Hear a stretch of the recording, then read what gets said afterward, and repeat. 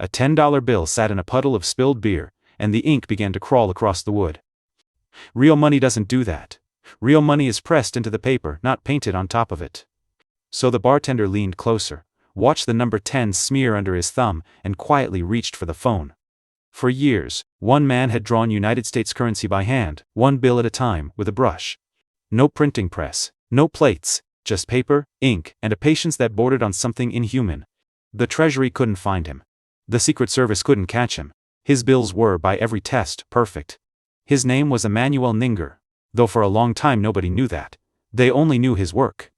The papers called him Jim the Penman, the ghost who paid for groceries with drawings of money. He was a quiet German immigrant, a farmer across the river from New York, with soft hands and no record. Neighbors saw a polite man tending his garden. They never saw the room where he made his fortune. Because making money the way Ninger made it took something most forgers never had: time, and no greed. He didn't flood the city with fakes. He made a single bill, spent it, and went home. Here's how one man out drew an entire government mint. It starts with the paper. Real bills used a special rag paper with tiny red and blue silk threads running through it. Ninger couldn't buy that paper, so he faked the threads, drawing each fiber, one hair-thin line at a time. He'd soak good bond paper in weak coffee to age it to that soft-handled greenback color. Then he laid the damp paper over a real bill, and traced the design in faint pencil. And then came the part that still makes engravers wince: he painted the whole note by hand. A camel-hair brush, a magnifying glass, lettering so fine you'd need a loupe to see the strokes. The scroll work, the portrait, the seal, the serial numbers, all of it, drawn like a tiny oil painting. A single bill could take him days. Bent over a desk, breathing slow, so his hand wouldn't shake. Think of the last time you tried to sign your name on a screen with your finger. Now imagine drawing every curl of an engraving, and getting it right enough to fool a bank teller. That was Ninger's ordinary afternoon. And when the paint dried, the bill was nearly flawless. Nearly. Because a drawn bill and a printed bill are the same in only one way, until they get wet. He'd take the ferry into Manhattan, pick a busy shop, and buy something small. A cigar. A drink. A few groceries. He'd pay with a large bill and take real change. That real change was the actual prize. Genuine coins and small notes, clean and untraceable. Then he'd vanish back across the water before anyone looked twice at the note in the drawer. By the time a bank flagged the bill as fake, the trail was already cold. The Secret Service had samples of his work for years. They pinned them to the wall in awe. Agents admitted, off the record, that the forgeries were better than some of the real thing. But awe doesn't make an arrest. They had the paintings, they had no painter. No press to raid, no gang to flip, no pattern, because he was patient and alone. One careful man, spending one careful bill, was somehow harder to catch than an entire ring.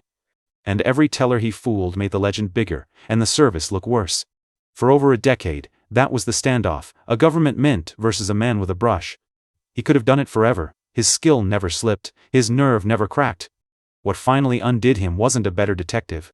It was a small, human shortcut.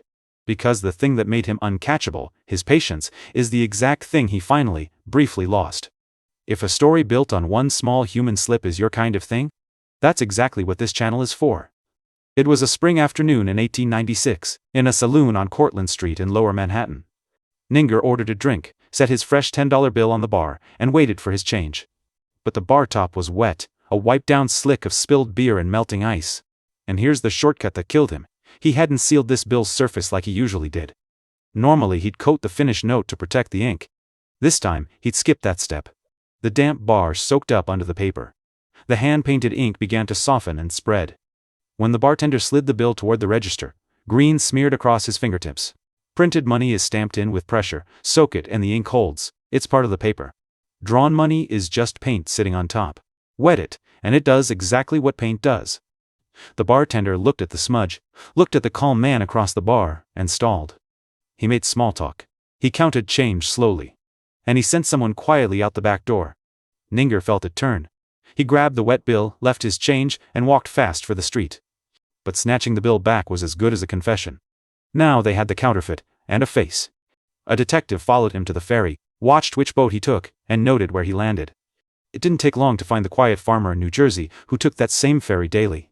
The Secret Service came to his door. The door they'd been hunting for over a decade. Inside, they found the desk. The brushes. The magnifying glass. The coffee stains on aging paper. And bills in progress, portraits half finished, serial numbers waiting for their last few digits. They also found something stranger than the fakes. He'd kept work he was clearly proud of. Tucked away were hand-drawn sketches he'd made just for himself, signed with his own name.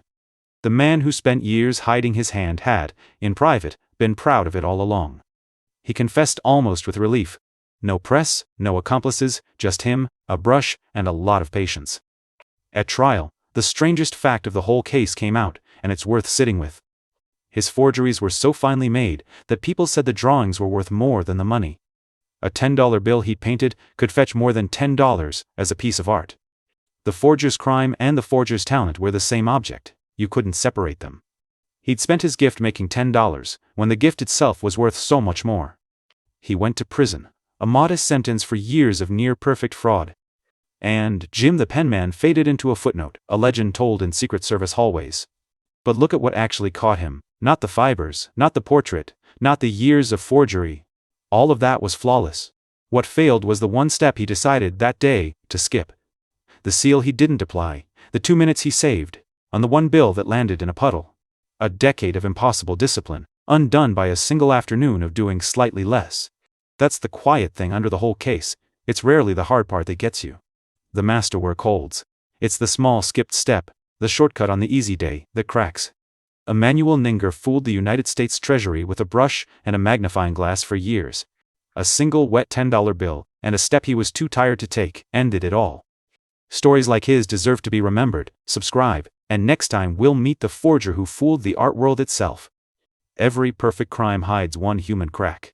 Stay long enough, and we'll find it together.